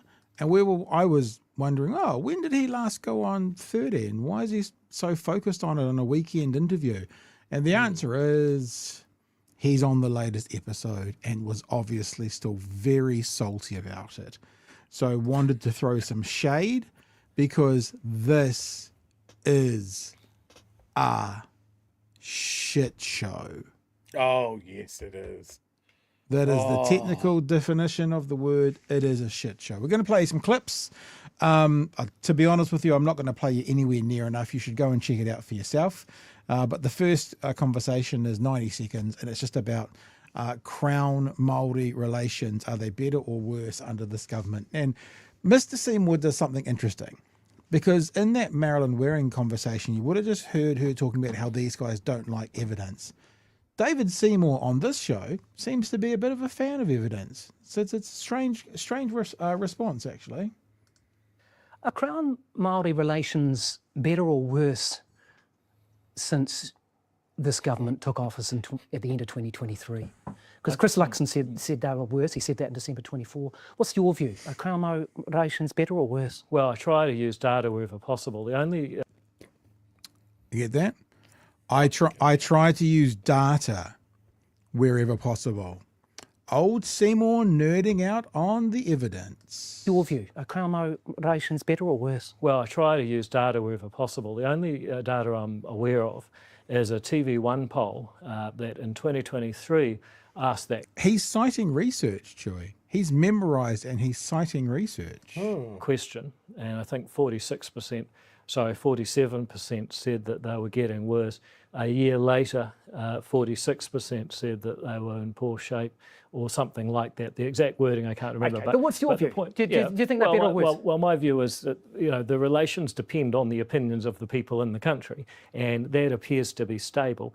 I believe what has happened in the last year and a half is that we've started to lay bare quite what a widespread agenda there has been to convert New Zealand into a society that is neo-tribal or neo-feudal, if you like, where people have a different role in the society based on their ancestry, based on things about themselves that they cannot change. And that's why I believe that the liberal democratic agenda of universal equal rights before the law is worth championing, even if it's uncomfortable. So just as a reminder, this was David Seymour, when was this? A year ago or so. And this was his attitude to research then and data. We take the heat out of it and we say that we're not going to make policy on the fly and this back and forth between politicians and the greatest and we're going to apply the evidence. Is this policy on the fly though? Yeah. With the greatest when you're talking about with the greatest of respect. Yeah, absolutely. If they campaigned, this isn't policy. They campaigned on it though. And I'm sorry, Chloe, but just about everything you say is I'm evidence-based. You guys are all on the fly and political. I mean, that has become your slogan. Didn't like evidence then. Didn't like evidence when it came to the Equal Pay Act and the Treaty Principle Bill, any of those things. But all of a sudden, when he's talking to Guy, well, I like to find the data and see what's going on with the data. And I've memorised one poll that TVNZ did, and that's the data. A very strange response to it. I just found it quite... sometimes I really do honestly think, do these guys not aware that those cameras that are recording them also can save the thing to be looked back on a few years later to see what they've been saying? Crazy. I just like this old tactic there. I'm going to start using it on this show more, that you start talking and then I'm just going to say, with the greatest respect, with the greatest respect, with the greatest respect, Chloe, with the greatest respect, until you let me talk. Part two of this conversation, they had quite a long chat, obviously, about the Regulatory Standards Bill. I've just pulled out about the last 90 seconds because it's particularly juicy. Before we get to the principles, I think you have to ask the question, what is the problem here? What are we trying to solve? Now, the World Bank ranks regulatory quality out of 100. So Afghanistan gets a 9, Venezuela gets a 2, Yemen gets a 3. Do you know what New Zealand gets? Yeah, we're very high by their standard. Oh, I spoiled it. I was going to say, have a guess. Have a guess. Have a guess. Out of 100, New Zealand's 99. 3. Do you know what New Zealand gets? Yeah, we're very high by their standard. 99 out of 100. Almost perfect. So you are looking for a solution to a problem that doesn't exist, aren't you? No, the Yes. World Bank is assessing basically, are you a third world country? And so no, it's not. I looked at this. It's assessing regulatory quality. It gives us 99 out of 100. And what it's really assessing is, are you a place where it's possible to do business at all? You don't have to do much in order to be. Okay, well, let's take another couple, because because the Ministry for Regulation had a look at a couple of these in its regulatory impact assessment. It said that New Zealand was one of the top-rated countries in the World Bank's Ease of Doing Business survey and ranked 6th in the World Justice Project's Rule of Law Index for 2024. So, again, in any measure you can shake a stick at, what is that? we do very, very well. So why are you wasting time with this? Well, first of all, I'm not wasting time. You know, wouldn't it be great if journalists asked a question without trying to advocate on the interview? But so there's this first slight, you see, undermine. So he's not actually answering the question, undermine. So he wants to then be able to go back and cut it up and clip it up for his ACT social media and talk about these woke journalists with their agendas. Undermine. First of all, those two indices, you know what the World Bank Ease of Doing Business? It's things like, is it easy to register a company? Well, yes, it is. New Zealand's Companies Office is one of the most efficient in the world. If you want to formally register a company, you do that very well. If you want to actually develop property, get resource consents, get building consents, use building materials, actually do anything, often it will take you longer to get permission to do it. But you see, these indices are basically asking, are you a third world country? They say we have a good rule of law. Do you think that the World Bank is just asking whether you're a third world country? That's how I'd paraphrase it, because when they talk about rule of law, yes, New Zealand has a good legal system. That's how I would paraphrase it. We've got the definition in front of us, but Seymour wants to paraphrase it to give a slightly different, more ACT narrative-friendly answer to this question. Yeah, this is actually ranking countries on their quality of regulation, though. No, it's not. It's when you talk about the rule of law, what it's really saying is, can you trust the judges? Yes, in New Zealand we've got a good legal system. Our judges are not corrupt. Our judges aren't taking backhanded. That's all really great, and we come out at the top of that. But my question is how easy it is to use and develop your property. How easy is it, for example? Got to say as well, Chewy, I don't know if you noticed this, but if you were playing a drinking game during this 30-minute conversation, with a number of times he either said the word property or property rights, you would have been well pissed in the first 10 minutes. It's like a Tourette's response. Everything was property rights, property. Like I was actually kind of going like, is he mixing up his words and he's got like a tick now? Is this a tick he's got? Genuinely, it was said so much. You can see how they are actively going down that line of making everything about property rights, because then we're talking about land and property, then that obviously equalises everybody, because there's no race in property, there's no age in property, there's no money, like wealth disparity in property. Property is just the stuff you stand on, and it's all the same for everybody. Well, remember what I said yesterday about ACT's position in the RSB. It's interesting that he's so driven here to talk about property rights and developing your property. And yet everything he has done in government has been aimed squarely at dismantling, at disentangling the treaty from our lawmaking and from our consideration around our lawmaking. That he might talk about individual rights, but it comes back to the property rights. And property rights are something that corporations can have. But property rights is something that the treaty is heavily involved in. So what's his angle here? I think it's fucking obvious. Yeah. Yep. All right, this clip's got 30 seconds. For New Zealand farmers and horticulturalists to get consent for new materials that are good for inhibiting pests, for pesticides, for veterinary medicine. Couple of examples. No, just a second. You wanted to talk over me. Actually, Yes. That is the stuff of. He's such a little bitch. I mean, like, He's honestly, a smarmy prick. it's just, he's such a little. It's this example of the right always talking about the soy boy snowflakes on the left, but they're such little snowflakes. Jacinda was right all along. Like little dribbling, cowardly. I haven't said enough words yet. New Zealand's economy, and we are one of the worst countries in the world for getting new chemicals for horticulturalists and farmers to use. And often the new chemicals we want have lower environmental impacts. Our competitors around the world are moving to them. We can't get them consented. Citation needed. Well, I mean, you don't get a chance to do an interview like this unless you're really well prepped. Yeah, let's jump into the next one, shall we? Because it's talking about the principles of the RSB. And this is one of those times you see this tactic that he is coming out with a lot about trying to redirect the question away from what the interviewer has asked him. If we look at something like the pay equity changes, the $13 billion in savings there, you breached both of those, didn't you? I mean, you rammed it through under urgency, it was retrospective, and there was no consultation. So wouldn't this have completely breached that? So let me ask you this question.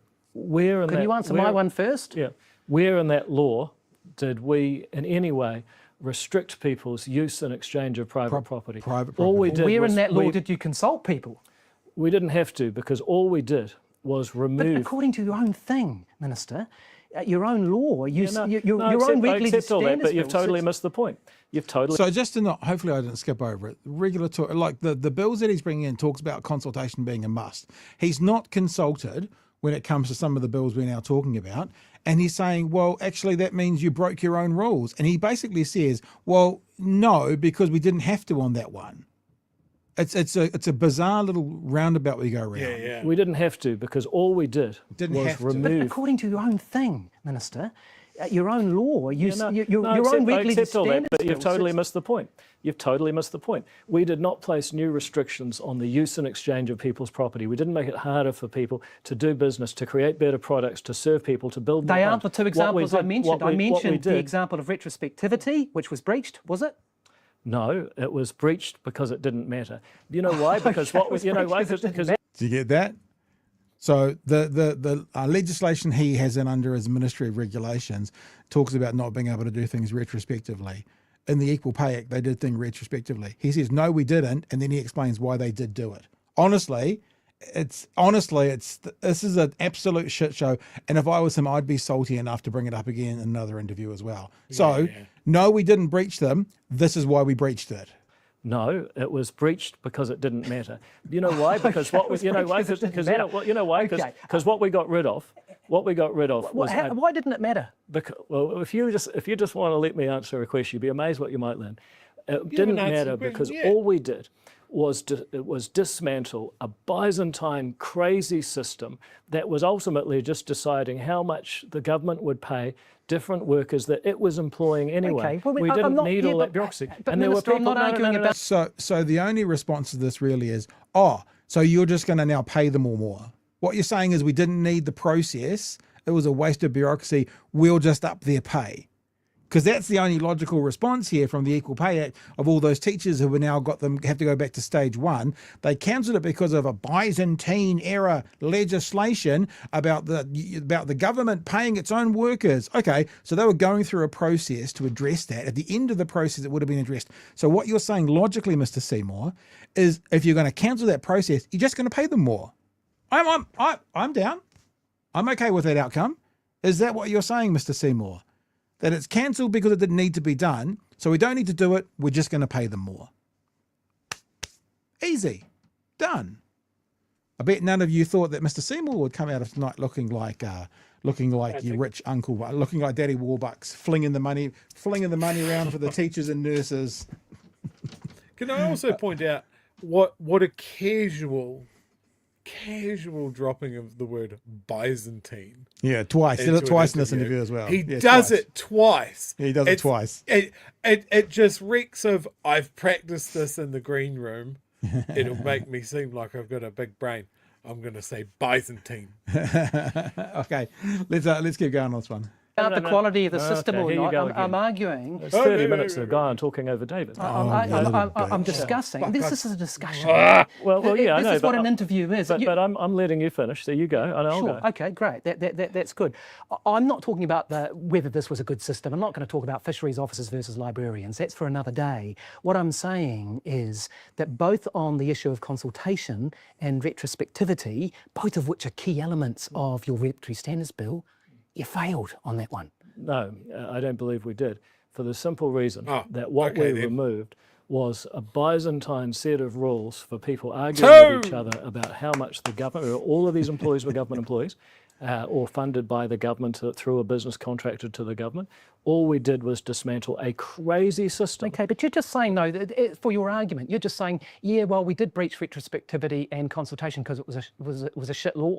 No. Yes. I'm not saying that at all. Yes. What I'm saying is that we did not introduce any new restriction into how people can use their property. We didn't restrict how people can sell their property to others. We didn't put any regulation that affected anyone's freedom whatsoever. What we did was we dismantled what was effective. What about the freedom for those people to get paid more who were partway through the process of getting paid more? Is that something that you quash that freedom? Maybe that's not a freedom, but it's a something. You've caused some people some hardship. If it's not a freedom, it's still a something, Chewy. It's still a something.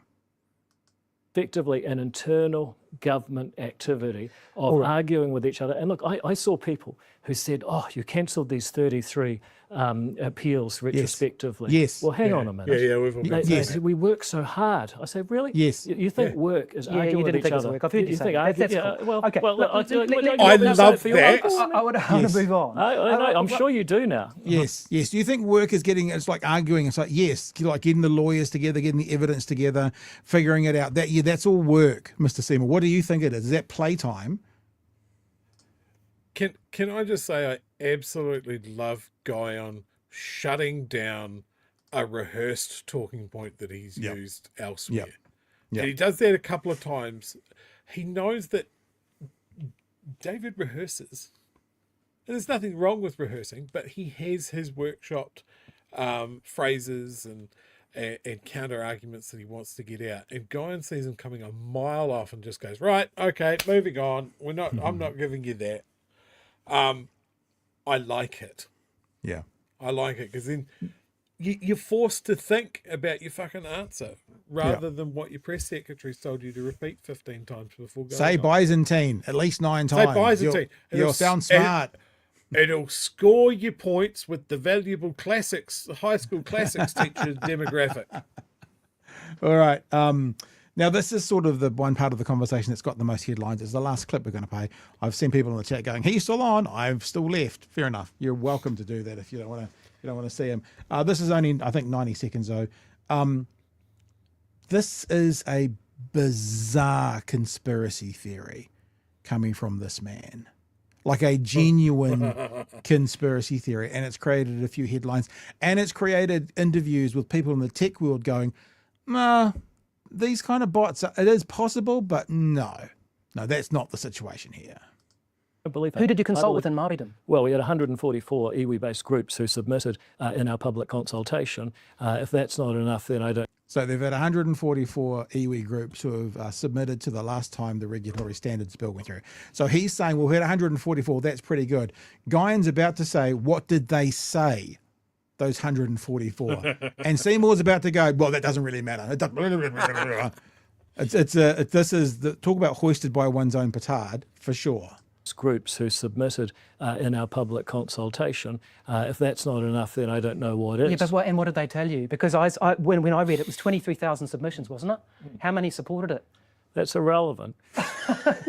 Is it? Yeah, it is. And I'll tell you why. Let's have the answer first. And the answer is 0.33%. But here's the problem here. 0.33%. Here's the problem. You're doing this show, and I hope you get some views on this one because you want to try.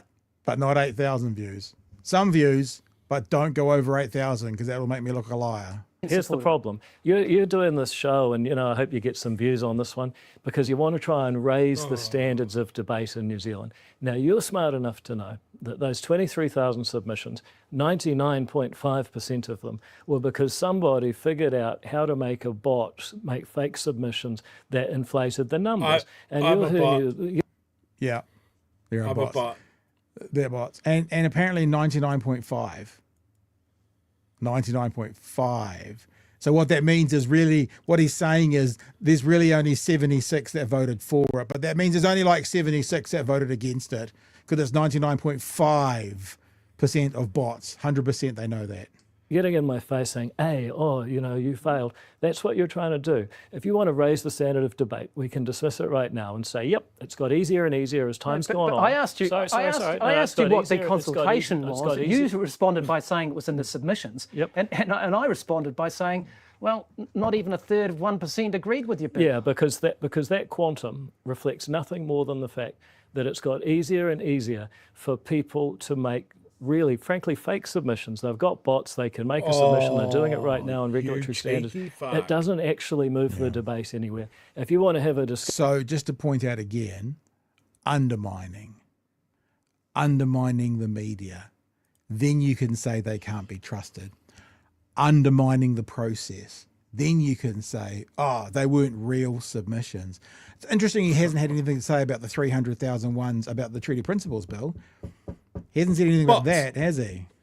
But he hasn't said anything, because maybe he's aware there's a much more vocal group that would come out to say to him that we're not bots.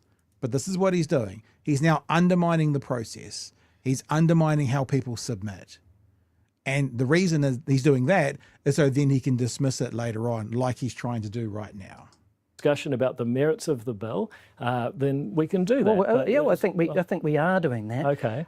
So why did you bring up a percentage that you know is meaningless, that you know reflects nothing more than somebody managed to run a smart campaign with a bot? Why did you bring that up? Well, how do you know that?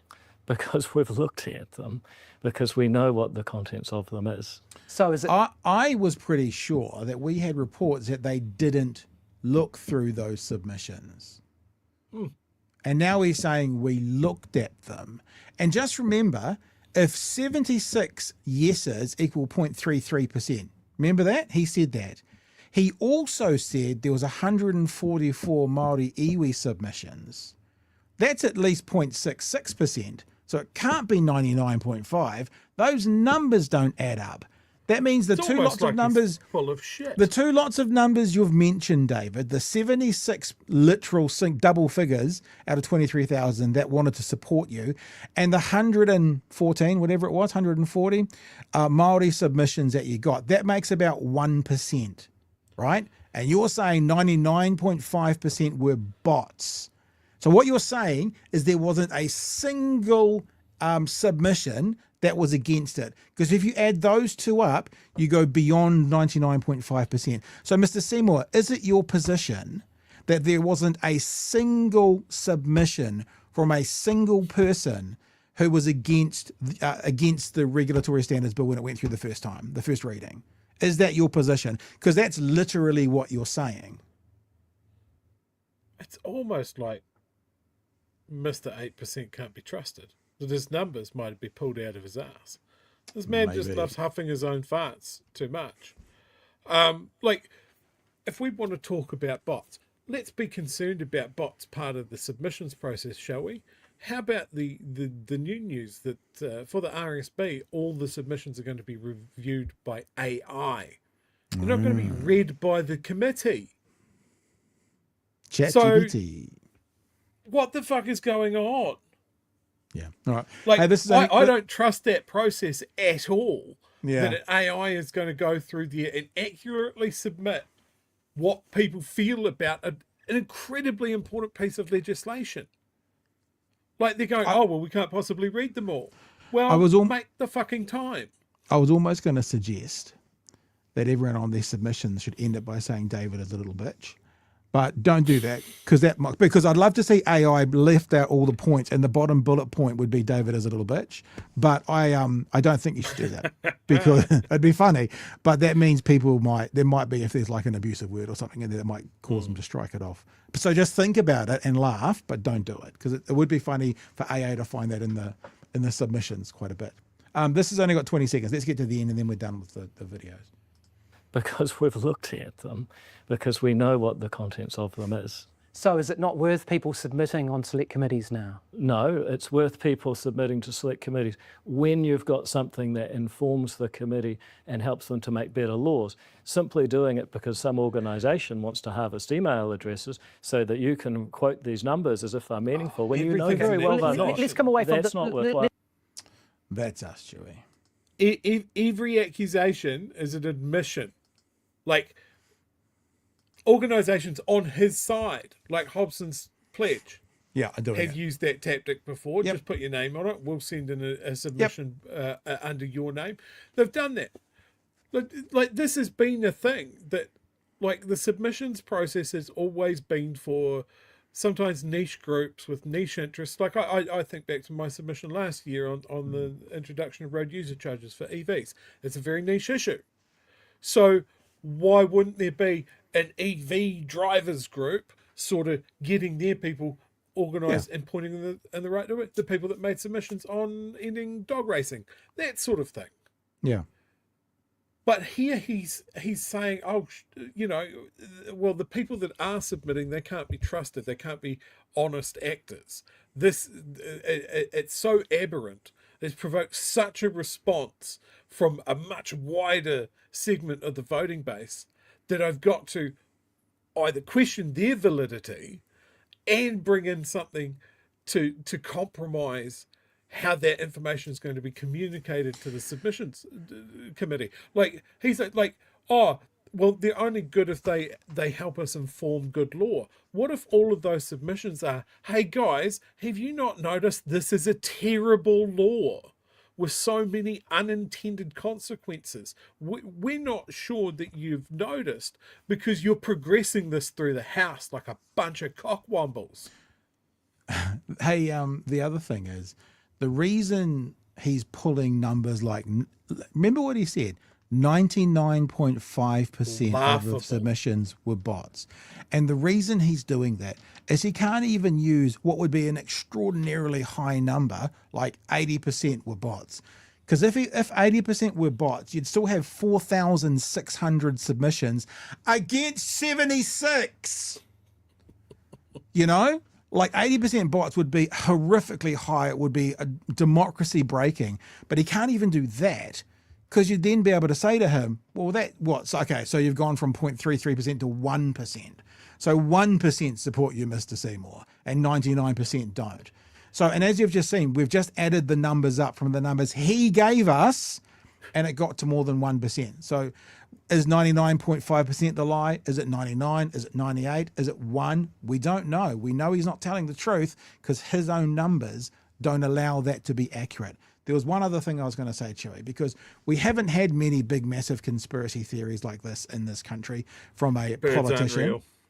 There is one this week, though, that has been even better, just to wrap up the show. Donald Trump sharing a conspiracy on his social media that said, and I'll echo your caution here because we don't usually repeat something that is so outlandish and baseless. But the president reposted an online post without context, by the way. He didn't add any commentary to it. But the person that he reposted said that former President Biden had been executed and that he was actually replaced with clones and robots that were doing the job for him. Again, this is, of course, completely unfounded. President Biden has also been clear. Not only is he dealing with sort of the challenges of being out of office, but there's also this idea that the president is also dealing with prostate cancer right now. And so President Biden was murdered 4 years ago, and it's been bots and robots all the way since. The President of the United States shared that on his social media. Didn't share it with air quotes going, isn't this a hilarious? Just shared it as fact. So, David Seymour and his bots is a conspiracy theory. But, dude, in the world of professional politician conspiracies, you're playing in the bush leagues. That's the gold medal. One we just heard is the gold medal conspiracy theories from a politician. Can you call in a welfare check on a sitting president? People should. People definitely should. Or like, hypothetically speaking, could a New Zealand citizen call in a welfare check on the US president? We're worried about him. He seems overwhelmed. I love everybody. I've been sitting in this chair for 10 hours, 13 hours now, sorry. Pat's pulling the plug. And I haven't packed yet, Chewy, to go away on an airplane tomorrow with you guys to go to Auckland to watch Nick and Nate win an award. So we are going to wrap up right now, and we're going to say, what are you doing, dog? I haven't got a camera on. What are you doing? I'm not going to say, what are you doing, dog? What's up, dog? What the dog doing? Yeah. Bulger was the last off the farm conservative. The last off the farm conservative. Earthling Steve, first super chat. David Conspiracy More. Welcome. Thank you for the super chat. Very generous of you. Andrew says, I freaking hate Seymour's relentless gaslighting. Yep. Kiwi, but although not in his defense, but it's not just Seymour. It's this whole government. We want to drive smoking numbers down. Let's get rid of smoke-free 2025. It's part of the most transparent government. For all it's part of the model. It's not an outlier. It's part of the plan, the gaslighting. Did I read that? Oh, no, I didn't read that. Sorry. Seymour is very good at wasting taxpayers' dollars. Arvid, Seymour's a third world politician, corrupt. Wooming says Seymour's focus on property rights means less rights on the 33% of Kiwis who are renters. His job, says Arvids, aka politician, is arguing LOL what the fuck. Kiwi says, new merch idea, I'm a submission bot. Well, that's not bad, actually. Beep, boop, boop. Submission bot reporting for duty. I'm assuming many of you got your little emails out whilst we were listening to Marilyn.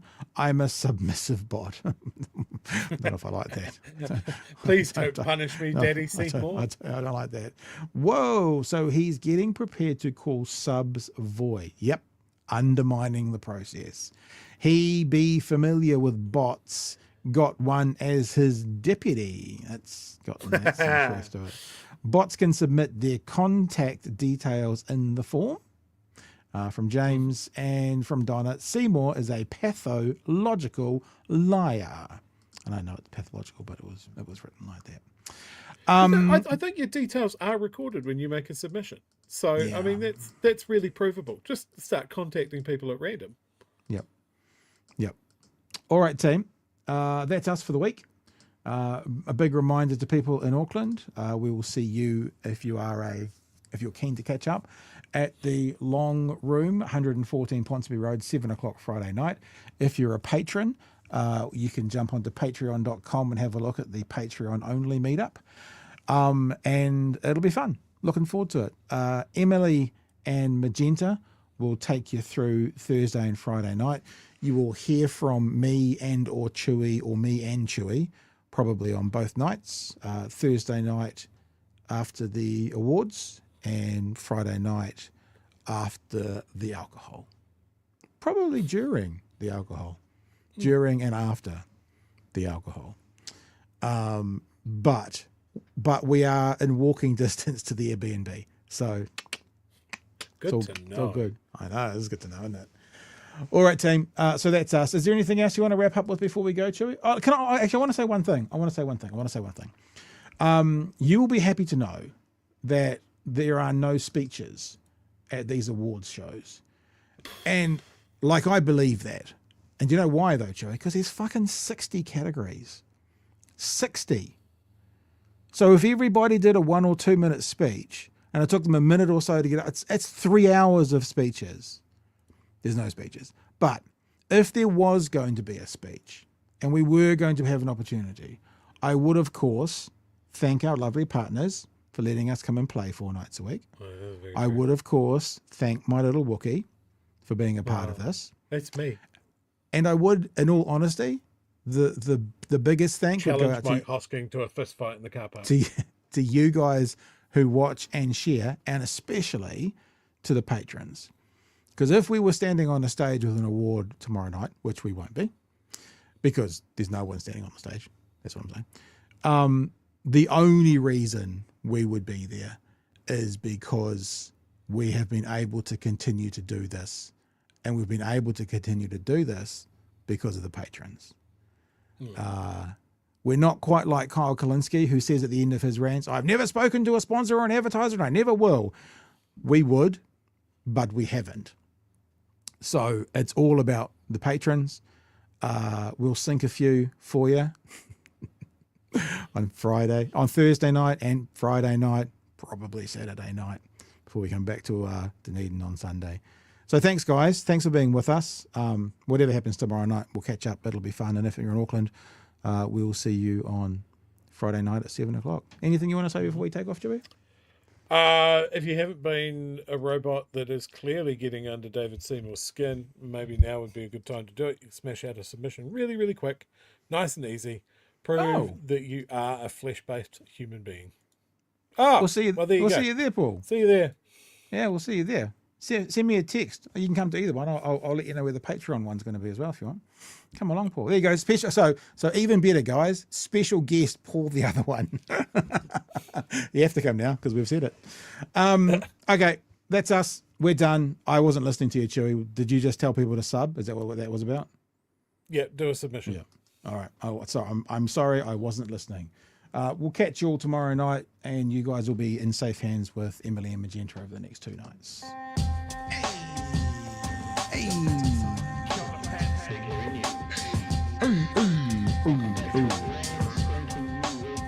Help us settle a debate, whether it be thoughtful or funny, even if we're all creatures of hate. It's a fine line that we're walking together. For better, push aside the temptation to berate. Let's take a note of the corners we stand in. As many points as the hairs on my chinny chin chin. When the news that we're watching is hairy, knowing all the things that we need to be wary of. Like the rich have their hand out for rewards, while the many have to work out what they can afford. And the rest of us ain't paying attention, or maybe have questions we're too worried to mention. Other media is still dwelling on trivial facts, vetting bees from the rice and the mice from the rats, and picking and choosing a warpath to run, linking ourselves with the hill to die on. It's gotta come down to a welcoming vibe, with an A and a self and a higher in mind. All heavily either this way or that, and we'll be analyzed by what Chewy and Pat. With the evil in the world trying to mess with your head, and you're sitting on the couch, you're thinking chivalry's dead. Each night, 2 nights, they're gonna sing you to bed. It's Big Hairy News. All right, guys, that'll be us. We'll see you Monday night for another edition of Big Hairy News. As I said, the kids will take you through Thursday and Friday night, and if you're in Auckland, we'll see you there. Anything else, Chewy?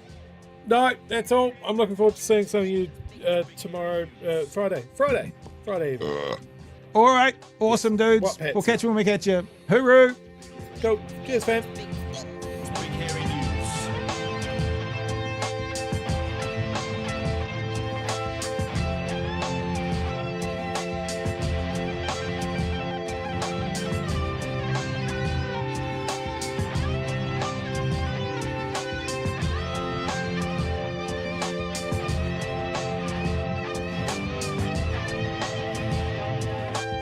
That would be very funny, Chewy. Put a Wookiee sticker on the back of Mike's Ferrari. Plan.